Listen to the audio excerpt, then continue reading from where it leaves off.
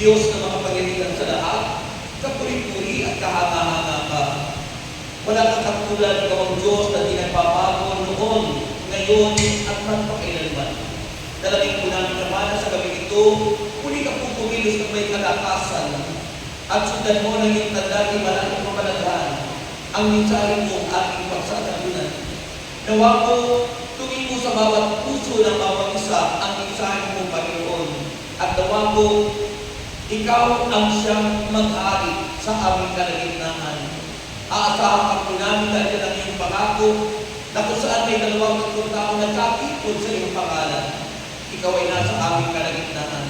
At nandito ang Panginoon, gagawa ka ng himala sa buhay ng bawat isa.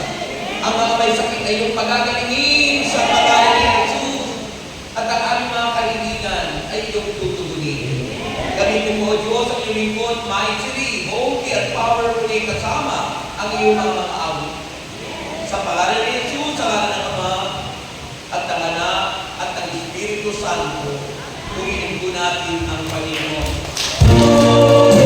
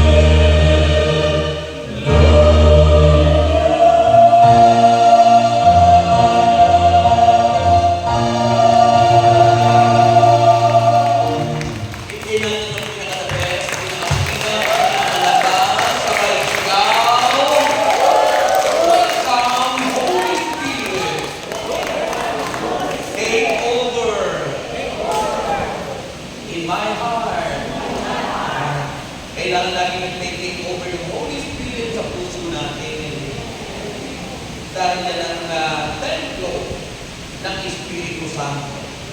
Ang puso natin ang templo ng Espiritu Santo.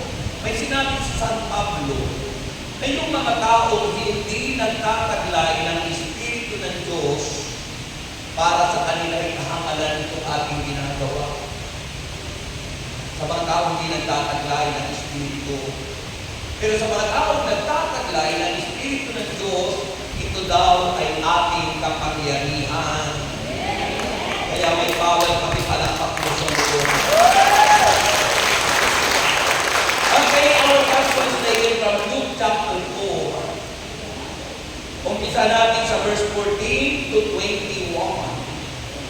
Sunday gospel po yan. Okay, sabi po dito ng Bible, bumalik sa Galilea si Jesus, taglay ang kapangyarihan ng Espiritu Santo. Nakabalita sa mga kalapit bayan ang tungkol sa Kanya. Nagturo siya sa kanilang mga sinagoga at hinangaan siya ng lahat. Pumunta si Jesus sa Nazareth, ang bayan kung saan siya lumaki. Gaya ng kanyang kaugalian, pumasok siya sa sinagoga ng araw ng pamamahinga. Tumayo siya upang bumasa ng kasulatan at ibinigay sa kanya ang aklat ni Propeta Isaias. Binuksan niya ito sa dakong kinasusulatan ng Galileo. Ang Espiritu ng Panginoon ay sumasa akin, sapagkat inilan niya ako upang ipangaral sa mga mahihirap ang magandang balita. Isinugo niya ako upang ipahayag sa mga bihag na sila'y lalaya at sa mga bulag na sila'y makakakita. Isinugo ako upang palayain ang mga inaapi at upang ipahayag ang panahon ng pagliligtas ng Panginoon. Iniron niya ang kasulatan, isinahuli sa tagapag-ingat at siya'y naupo. Nakatindig sa kanya ang lahat ng nasa sinagoga at sinabi niya sa kanila, ang kasulatan ito na inyong narinig ay natupad ngayon. Mga kapatid, ang mabuting balita ng ating kaligtasan. Kung inagpalakpakan natin sa Diyos,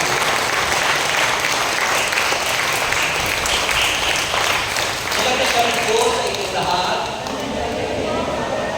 Natitiyak ko yung lahat ng sumagot answered prayer. Pero may nakita ako yung sumagot, kaya ulitin ko, parang may chance naman sila na maging answered prayer din. Kaya ulitin ko po, magandang gabi po sa inyong lahat. Dahil kayong lahat ay sumagot, answered prayer na kayo. Okay? Kung hindi na po tayo tumaas ang kamay, nakatatama ng kamay, at tapos po dahan-dahan maupo. Dahan-dahan maupo. Okay? Ako po'y nag-out of bounds ngayon. Ano ibig sabihin ng out of bounds? This is not my territory because my area is Batangas. Ito ay area ni Brother Ray Bravo. Diba? Rizal. Tapat pa kay Charles. Kay Charles, kay Brother Charles. Okay. So, salamat naman ako ng apisita sa inyo. Siguro po ay baka isang taon na ako hindi nakakapula dito. O hindi lang yata isang taon. Kasi nang dumaan ako daan sa palengke, iba na eh. May daan na.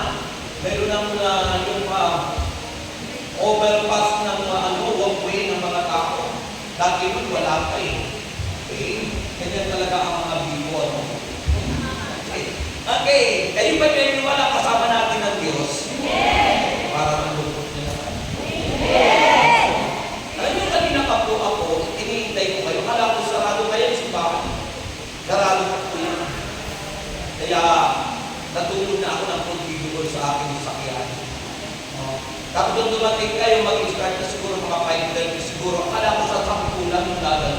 sabi ko nung kay Father, 10 na lang yata ako. Ayun, salamat naman at yung pala ay marami kayo. Kaya lang, mga senior citizen, wala yan yung baka. Okay, our topic, napaganda po, ano? Alam niyo yung mission ni Cristo? Alam niyo ang mission ni Jesus? It was imparted to us, ito ibinahagi sa atin ng Panginoon. Ang misyon. Dahil ang misyon ito, nung tayo binyagan, ay ibinahagi ng Diyos sa atin.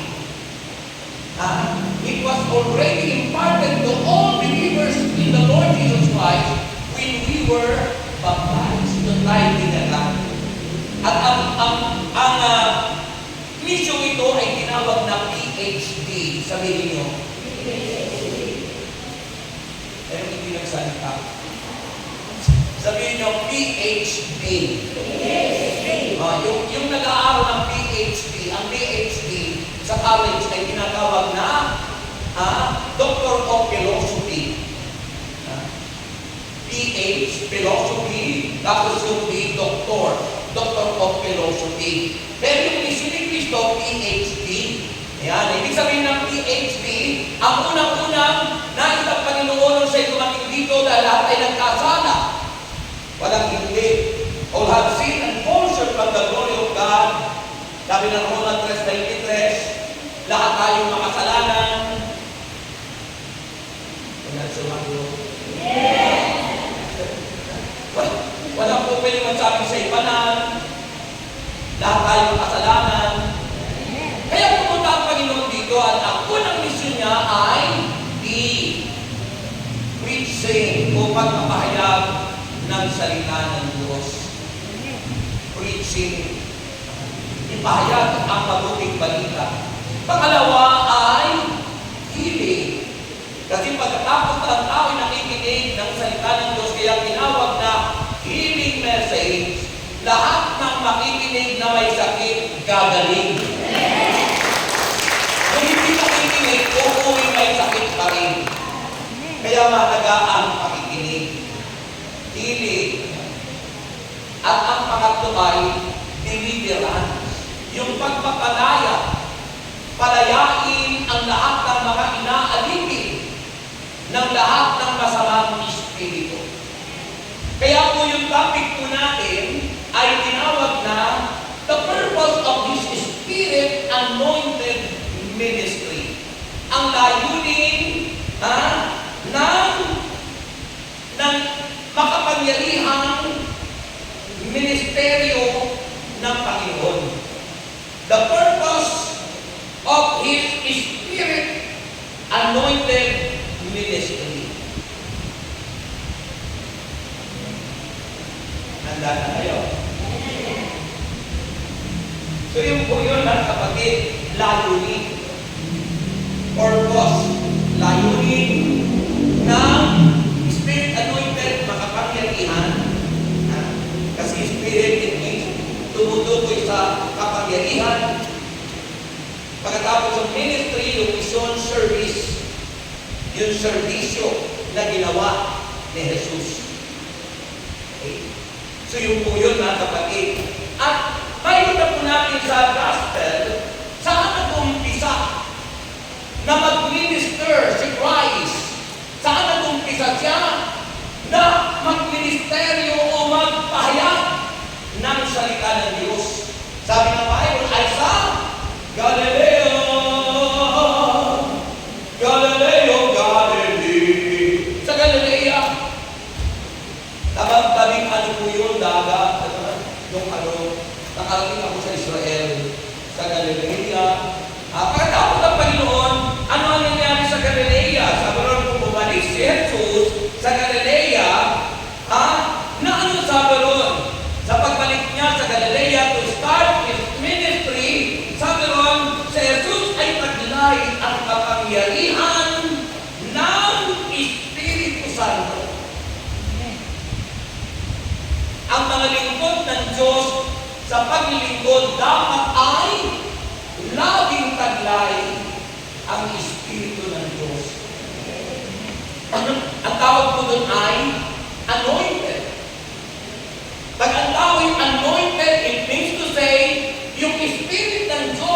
ang nag-work, ang kumikilos sa Kanya. Because the anointing is the Holy Spirit Himself, according to Saint John. Ang kapangyarihan. Kung nga naman, sabi nga po ng Panginoon, pinadahandaan ko kasi ayaw kong isuyo sa inyong mga nanay na. Okay. Sabi po dito sa Acts 1:8, di ba? Sa Gawa 1:8. Sabi na Gawa 1:8, at tatanggap kayo ng kapangyarihan. You shall receive power. Tatanggap kayo niya ng kapangyarihan. Pagbaba sa inyo ng Espiritu Santo. At kayong lahat ay magiging mga saksi ko. Yung kinuha ng relihiyong saksi ni Jehovah's Witness. Kayo kayong lahat ay magiging mga saksi ko. Because Jehovah is Jesus, Jehovah Jireh, our provider. It is a title of the Lord Jesus Christ. Ang pangalan, Jehovah o Jehovah. Mahina. Diba inahabol natin? Jehovah Jireh, my provider. You are more than for me, Jehovah Rapha. Dali ka lang ng diba? Jehovah Jireh. So sabi ng Panginoon, at tatanggap kayo ng kapangyarihan pagbaba sa inyo ng Espiritu Santo, at kayong lahat ay magiging mga saksi ko mula sa Jerusalem, Judea, at Samaria, at hanggang sa dulo ng daigdig. Ang dulo ng daigdig kasama doon ang Pasig City.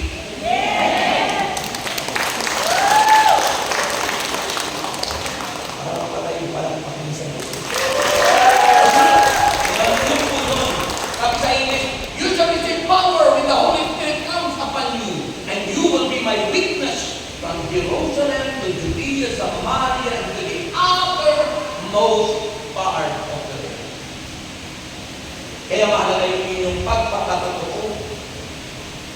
Ibig sabihin kayo nagiging saksi. At nagpapatotoo ang tao, udyok ng Espiritu Santo. Mahina. Ayun po yun mga kapatid. So sabi ng Bible, umalik sa Jesus. Sa Galilea taglay ang kapangyarihan ng Espiritu Santo. Kapangyarihan, taglay ng Espiritu. Kailan po namin natanggap ang Holy Spirit? Kailan po? O yun, sinabi ko na kanina, nung tayo binyagan. At kinonfirm na nasa sa atin yun when we were confirmed yung confirmation. Nung tayo ay, ano tawag sa confirmation? Kumpilan. Ang word na kumpil, galing sa word na confirmation. Kinonfirma. Talagang, nasa yung talaga. Nasa Acts 19 at sabi ginagawa ng bishop ko nagko-confirm na pinapatungan ng kamay at bumababa ang Espiritu ng Diyos. At pag natayo na yung Espiritu Santo, ang Holy Spirit ko hindi nagmumura. Kaya pag kayo nagmumura, ibig sabihin na wala na, hindi nila pinakahintutunan yung Espiritu Santo, sarili nila yun. At ang Holy Spirit, siya ay nagbubunga ng pag-ibig. Kaya pag hindi marunong umibig yung tao, kaya mo yung mga scribe and Pharisees, yung gasto ngayong araw na ito, wala silang habang, wala silang awa. Di ba yung gasto ngayong umaga ay lumapit yung taong patay ang kamay, ay araw ng pamahiga. Sila, kahit mamamatay na yung tao, pag araw ng pamahiga, mababayaan ka. Pero si Kristo, siya ay mahabagin, maawain, dahil nasa sa kanya sa taglay ni Jesus ang kapangyarihan ng Espiritu. Espiritu Santo. Kaya ba ang kapangyarihan ng Espiritu Santo? Hallelujah. Taglay po, So, hindi nagmumura. Kapag nahalik kayo ng tao, mahilig magmura, alam na yun. Di ba? Kayo nakakatakot kapag narinig ng tao nagmumura. Yun yung mga mahihilig sa Divisoria. Mura kasi doon. Okay. So, ano ba sabi? Nabalik tayo ng mga kalatibayan ng tungkol sa Kanya. Kasi ang tao, taglay ang Holy Spirit, walang malilihim. Makikilala ka, susundan ka. Kaya sa doon, nabalik tayo sa kalatibayan tungkol sa Kanya. At mula doon, nagturo siya sa kanilang mga sinagoga at hinayaan siya ng lahat. Hinayaan siya ng lahat. Kasi, they were amazed. Dahil iba yung turo ni Kristo, sabi ko sa ibang bahagi ng Biblia, Ama, anong turo ito? Ibang turo ito. Itulad ng ating mga tagapagturo kanya. Yung mga tagapagturo nila, the Church of Judaism, yung Judaismong simbahan, na ang pangalan din ng kanilang mga leader ay mga pari. Yun ay pari ng unang panahon. Sila yung utak ng pagpapapatay kay Jesus. Yung pari sa New Testament, yun yung pari namin ngayon. Kaya iba yung pari noon sa pari ngayon. Hindi nyo pwedeng sabihin, mali-malihin lang yan. Kaya yung mga walang alam na nagpapastor-pastoran, sasabihin na, katoliko ang nagpapatay kay Kristo, walang alam po yun. Kasi hindi po yung pari katoliko ang nagpapatay kay Jesus. Ang nagpapatay kay Kristo, na sila yung utak para patayin si Kristo, at sila rin yung utak para patayin ang mga saint natin, ay ang Judaism Church. Yung po yung simbahang natatnan ni Jesus. Ang Judaismo. Judaism. Alam niyo na. Yung si Kristo'y nagtayo ng kanyang sariling simbahan, tayo membro nun, the original na simbahan ng Panginoon. Kaya doon tayo kaani. The universal church, laganap. And the universal one is only Jesus Christ of Nazareth. Siya lang ang laganap, kilala ng lahat. Walang tatalo sapagkat si Kristo ang siyang iyong buhay.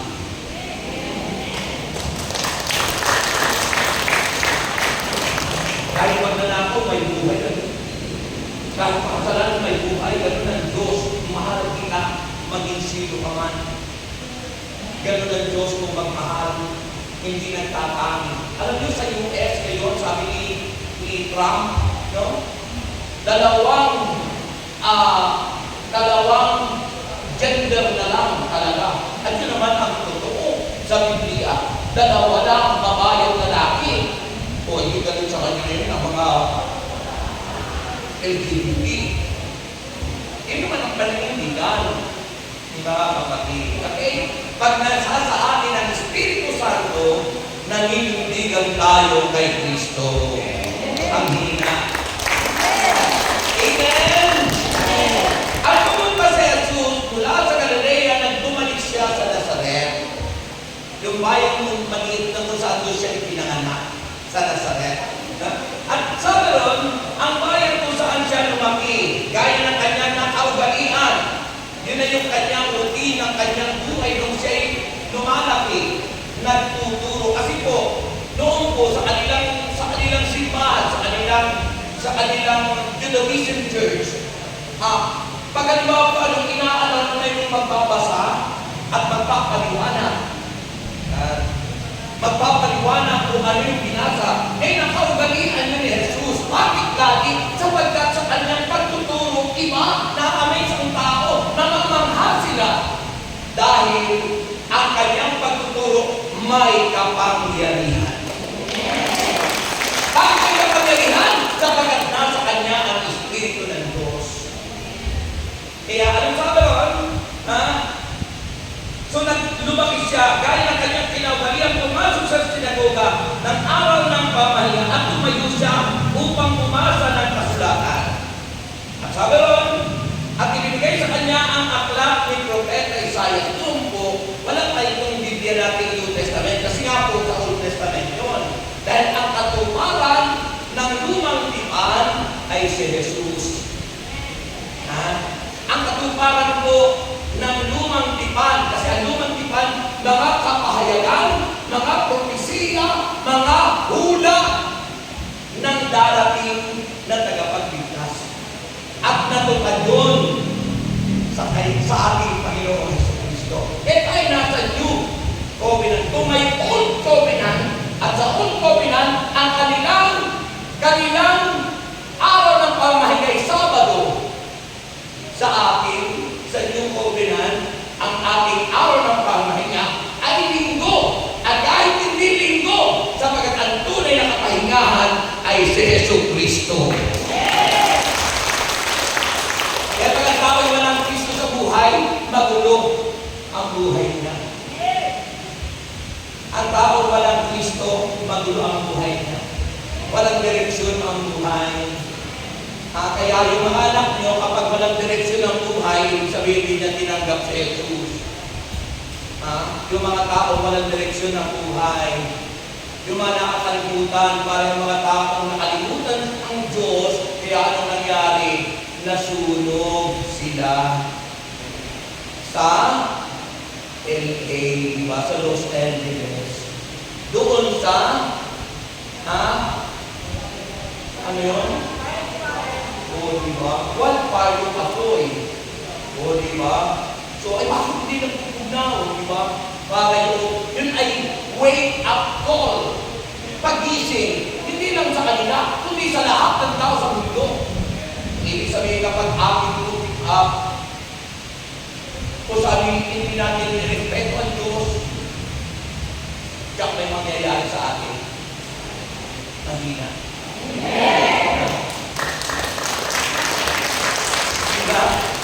Kaya, God the Creator of the universe, God the Creator of the universe, 100% mention in pinagbuhatan Pasig. God Creator of the universe, zero, no mention. Kaya after 3 days, ayun, nagkasulog-sulog na. Bakit? Pera ang naging kanilang Diyos. Ako pinakarating doon nung unang nag-attend ako ng LA Convention doon po sa ating anniversary doon. Nagpa-picture pa ako doon yun sa, ano yun, yung sulat na nasa Hollywood. Tapos yung kay Mark Budano, tungkol sa mayaman na yan, nakaka-amaze talaga ang mansion nila. Nakaka-amaze ang kanilang luxury car. Pero sa isang iglap, nawala. Bakit? Nakalimutan natin ang Diyos. Kaya, sabi nga ng Bible ang Diyos ang nagbigay, Diyos ang kukuha. Diba? Kaya ngayon, ano ginagawa nila? Nagpupuri sila ngayon sa Diyos kung saan nasunog yung kanilang mga lugar. Di pa naman huli ang lahat. At least, bago dumating si Kristo, nabuksan ang kanilang kaisipan at muling nagbalik ito sa Diyos. Kaya ang gusto ni Lord, magbalik noon ang lahat ng tao. And every day in your life, God, the Creator of the universe, always mention it.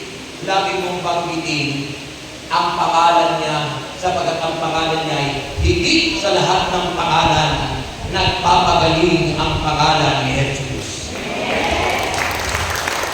At anong binasa ng Panginoon? Nagtumayo siya. Yun sa sulat, propesiya ni Propeta Isaiah na natupad sa kanya sapagkat siya yun. Yung tinutukoy ni Propeta Isaiah. Sabi ang Espiritu ng Panginoon ay sumasa akin. Ang tinutukoy na kapayagan na ito ay si Kristo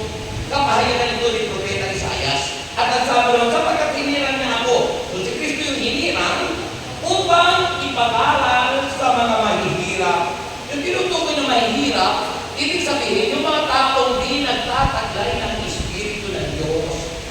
Makakala nyo naman kung mahirap ka, ikaw yun, hindi yun. Ha? Kaya sa biyakit doon, sabi ng blessed are the poor in the Spirit. So, tinutukoy na Spirit naman doon, na poor, yung mga taong hindi naman nagtataglay ng Espiritu ng sanlibutan, mapalad ka. Sapagkat mayaman ka sa harapan ng Diyos, sapagkat sumasayo naman ang Holy Spirit. Amen. Amen. Sino ang mapalad? Yung mga taong hindi nagtataglay ng Espiritu ng sanlibutan. Yung sinabi ni St. Paul sa book of Romans, do not conform any longer to the pattern of this world. So, blessed are the poor in spirit. Yung spirit po doon is fullness. Ang tinutukoy doon yung spirit of the world. Spirit of worldliness. So, pag wala yung spirit ng worldliness, yung hindi ka makasalimutan, ang nasa sa'yo, ang Holy Spirit. At pag nasa iyo ang Holy Spirit, mapalad ka. Sapagkat sa tingin ng Diyos, wala ka mang pera, wala kang material na bagay, mayaman ka sa harapan ng Panginoon. Yan ang sinasabi ng Panginoon eh. Kala natin kasi mayaman silang mga bilinaryo, trilionaryo at kung ano-ano pa. Ha? Ang tunay na mayaman, ang tunay natin kayamanan ay ang Diyos. Amen. Yung po yun. Kaya nga po yung isang tao na nasubukan ng kayamanan, tinabunan yun. Tapos pinagbili lahat ng kanyang ari-arian at pinili yung kapirasong lupa na nandun yung kayamanan. Ano ang tinutukoy doon? Mas mahalaga si Kristo. Mas mahalaga kung maging kayamanan natin. Mawala ang lahat ng yaman natin. Higit na kayamanan ang Diyos na nasa sa ating buhay. Amen. Yung iba, gusto kayamanan material. Hindi masama yun. Basta si Kristo ang iyong number one.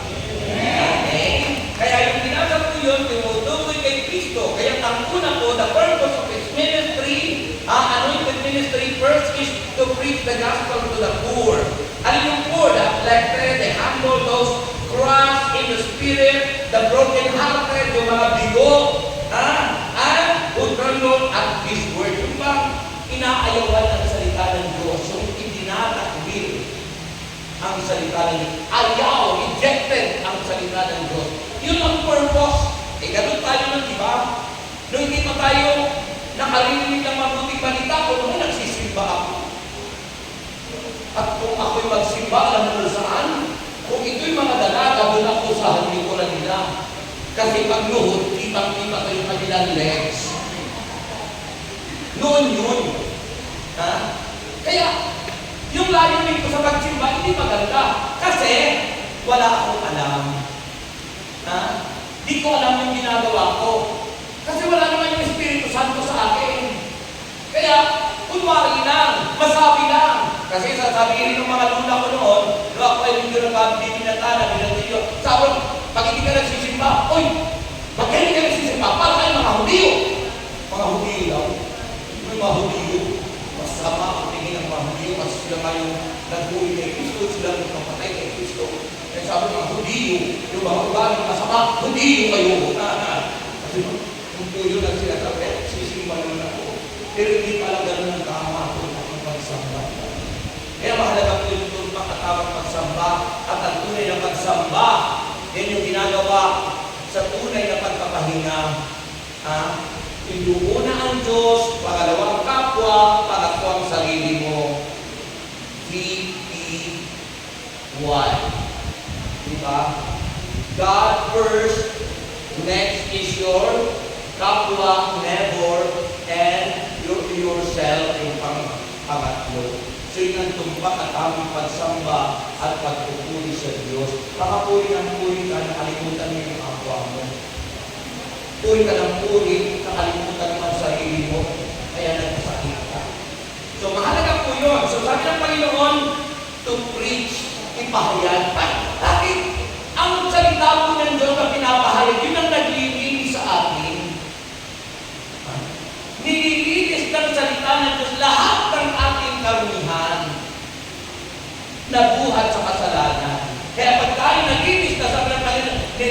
maliligtas kayo ng aking salita. Kaya pag tayo maliligtas dahil sa salita ng Diyos, kahit anong mangyari, ikaw ay iingatan at sasamahan ng Panginoon. Amen!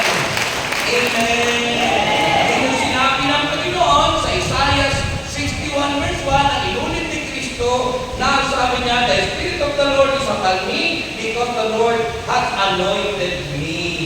Inulit sa Isaiah 66 verse 2, sabi ron, but only one will I look on, he who is poor.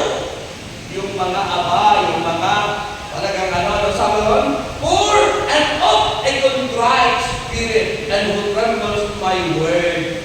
Yan, sila dapat yung magkaroon ng takot. Ay, may takot sa Diyos.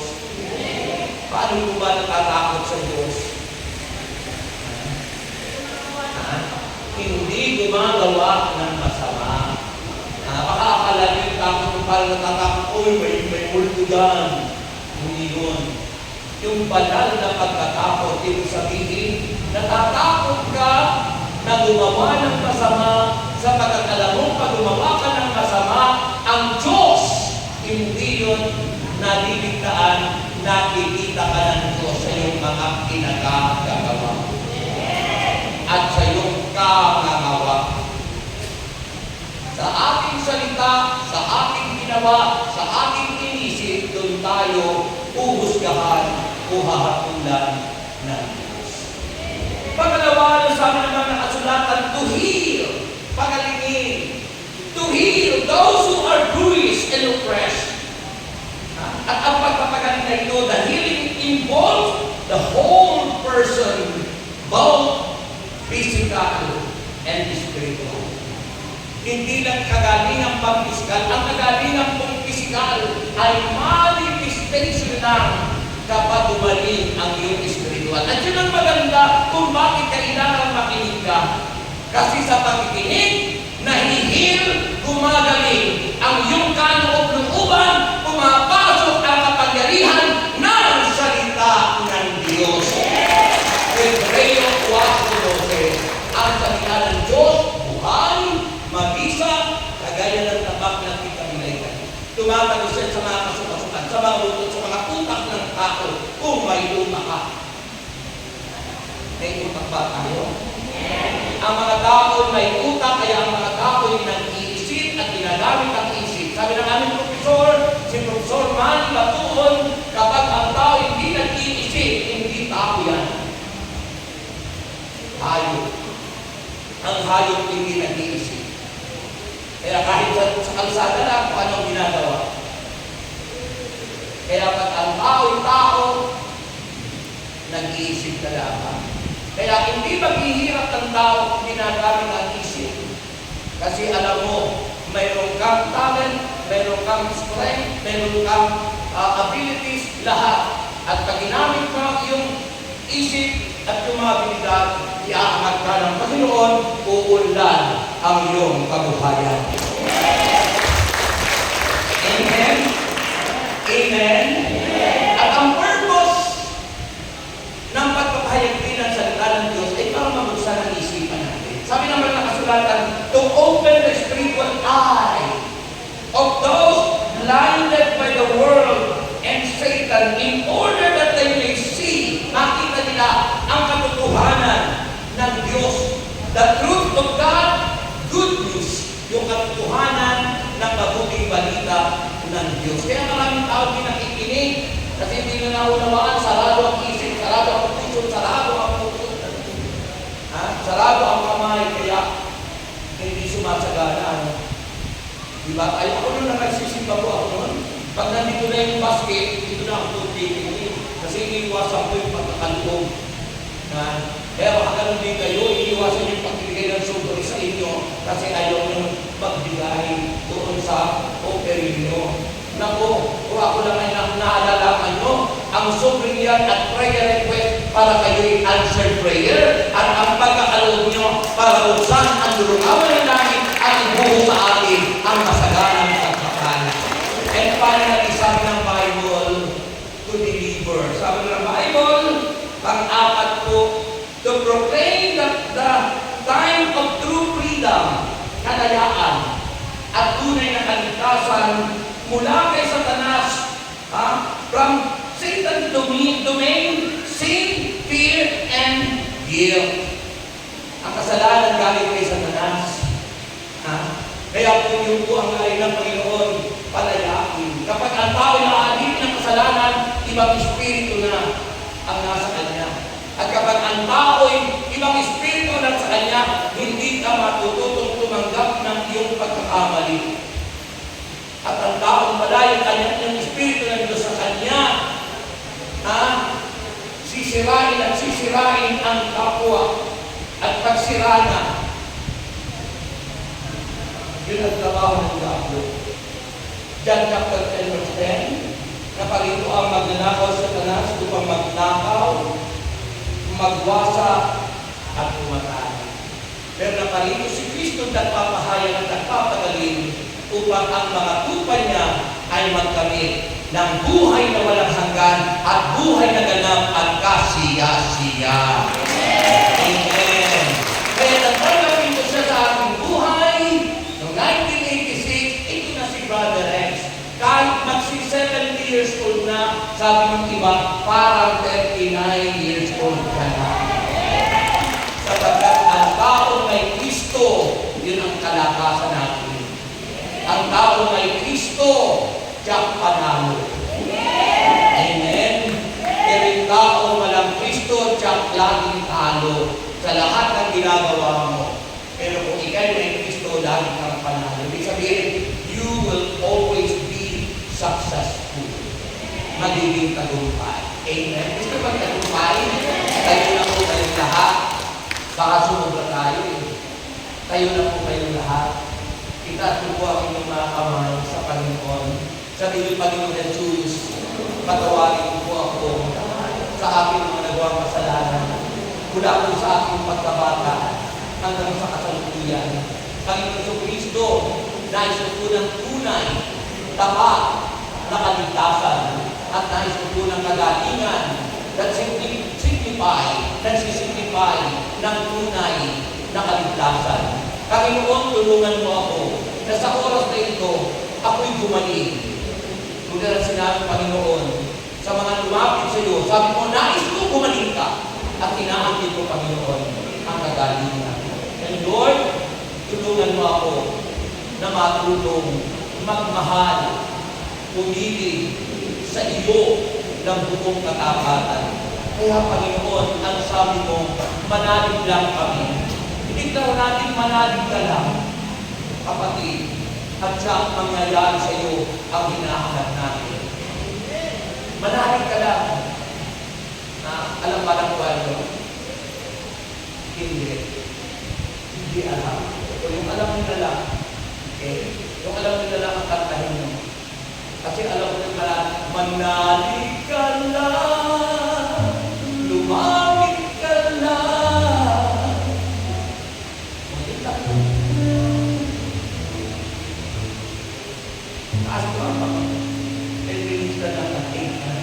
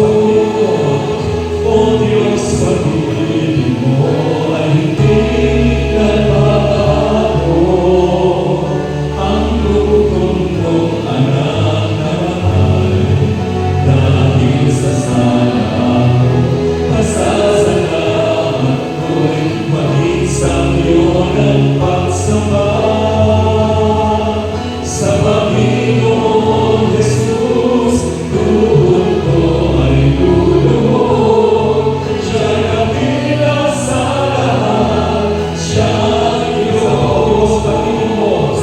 O Diyos, pag-ibig mo ay hindi nagbabago. Ang bukod mong anak na matay, dahil sa sala mo, pasasalamat ko'y maging sa iyo ng pagsama. Sa Panginoong Jesus, tuhod ko ay luluhod. Siya'y kabilang sa lahat, siya'y Diyos. Siya'y kabilang sa lahat, siya'y Diyos. Siya'y kabilang sa lahat, siya'y Diyos. Sumagot natin ngayon ang ating mga kamay sa ating ulo at angkin mo ngayon ang pagkilos at pagdaloy ng Espiritu sa iyo. May that there is power moving in you at sa Diyos na nagpapagaling at nagpapalaya. Angkin mo anumang sakit, anumang karamdaman, tanging si Kristo lang ang dakila at makapangyarihang magdalangin.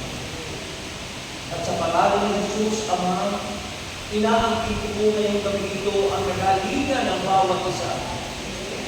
Sinasaway ko anumang uri ng sakit at karamdaman mula ulo hanggang talampakan. Pinapalayas ko in the name of Jesus Christ of Nazareth. Tanggapin natin ang kagalingan. Receive the healing power. Be healed. Be healed. Be healed. Be healed. In Jesus Christ's name. Tanggapin mo ang kagalingan, kalayaan, kapangyarihan mula sa Panginoon. In Jesus' name. In Jesus' name. Lord Jesus, palutin mo kami na yung banal na dugo. Aming proteksyon upang di na bumalik ang mga sakit na yan. Di na bumalik ang mga spirito na umalis at kami pinalaya. Inaangkin namin, Panginoon, kami palutin ang banal na dugo at maghari ka sa buhay namin ito mula ngayon at magpakailanman. Anong sagot? Amen! Okay. Dahil wala na po tayo oras na atin na po ang may prayer request at ayon po ay manalangin. Okay. Atin po yung inyong mga prayer request at inyong kayong lahat ay answered prayer. Sabihin mo, I am healed. Magaling na ako. Sabihin mo ngayon, I am strong. Malakas na ako. Sabihin mo ngayon, I am rich. Mayaman ako. Yun, sabi ng Panginoon, dahil sa ginawa niya, naging mayaman tayo.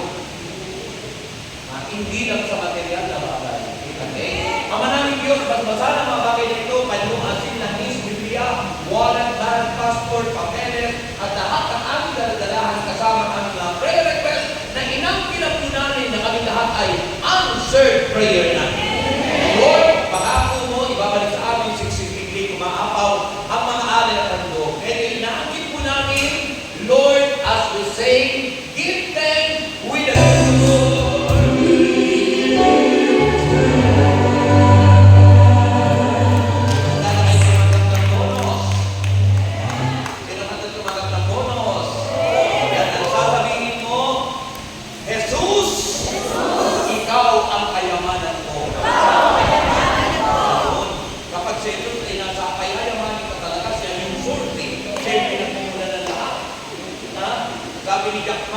kapag ang saging nilagay mo dyan at yung pera dito, ang unggoy pipiliin saging.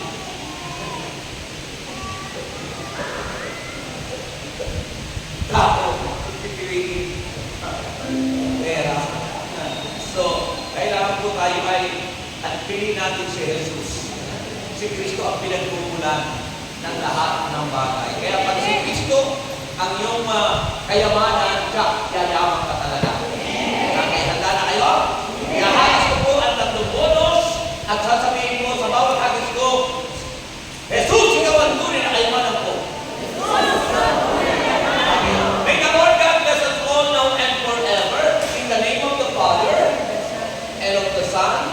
and of the Holy Spirit. Amen. Ito na ang unang bonus. Tanggapin nyo na! Pangalawa, ito na!